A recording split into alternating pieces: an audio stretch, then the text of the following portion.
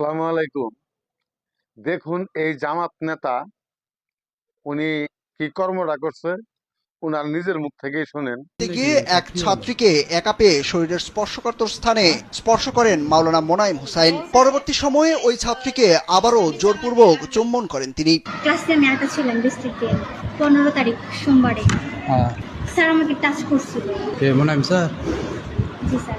ছাত্রীদের অভিযোগ 15ই সেপ্টেম্বর বৃষ্টির দিন দুপুরে শ্রেণীকক্ষে একা ছিলেন ওই ছাত্রী। ওই সময় সেখানে ক্লাস নিতে এসে মাওলানা মোনায়েম হুসাইন তাকে বোরকার হিজাব খুলতে বলেন।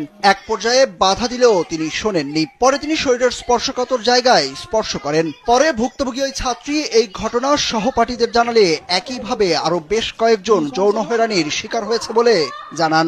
বসে আসলে ওখান থেকে উঠে আসে আমাদের মুখ ইচ্ছা করে খুলে দিতে, খুলে দিয়ে অনেক মনে করেন আমাদের হাত ধরে এরকম করে গাল টেপে আবার পিঠে থাবা মারে, আরো অনেক আচরণ।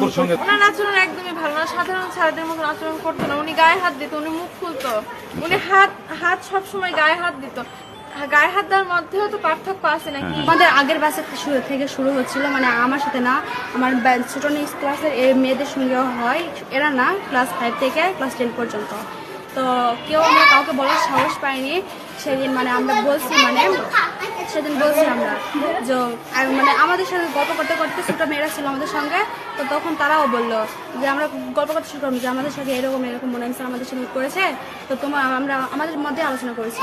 তো তখন ওগুলো মেয়েরা বললো আপু আমাদের সঙ্গেও ওইটা হয়েছে। তো আগের বাসের পুরানের সাথে হয়েছে, কিন্তু কেউ তারা বলতে সাহস পায়নি। ঘটনাটি নওগাঁ জেলার এনায়েতপুর দাখিল মাদ্রাসার। মাওলানা মোনায়েম হুসাইন ওই মাদ্রাসার শিক্ষক ও সদর উপজেলা জামায়াতের আমির ছিলেন। 23 সেপ্টেম্বর বিষয়টি প্রকাশ্যে এলে ক্ষুব্ধ ছাত্রীরা তার পোস্টার সম্মিলিত ছবিতে জুতার মালা পরিয়ে প্রতিবাদ জানান।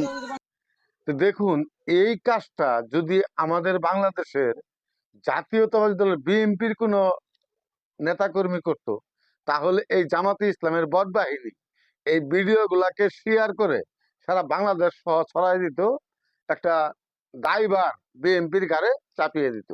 তা আমাদের কষ্ট হলো কোনটা জানেন? আমরা যে এই সমস্ত ভিডিওগুলা বানাই, এই ভিডিওগুলা বানানোর কারণে জামাতে ইসলামের অনেক বট বাহিনী কিন্তু অনেক কথাবার্তা আমাদের বলে, কিন্তু আমাদের বাংলাদেশের বিএনপির ভাই বোনেরা যারা আছেন তারা এই ভিডিওগুলা শেয়ার করেন না। আজকে আমি অনুরোধ করে বলবো এই ভিডিওটা আপনারা বিএনপির ভাই বোনেরা যারাই আছেন যাদের সামনেই যাবে আপনারা প্রচুর পরিমাণ শেয়ার করবেন,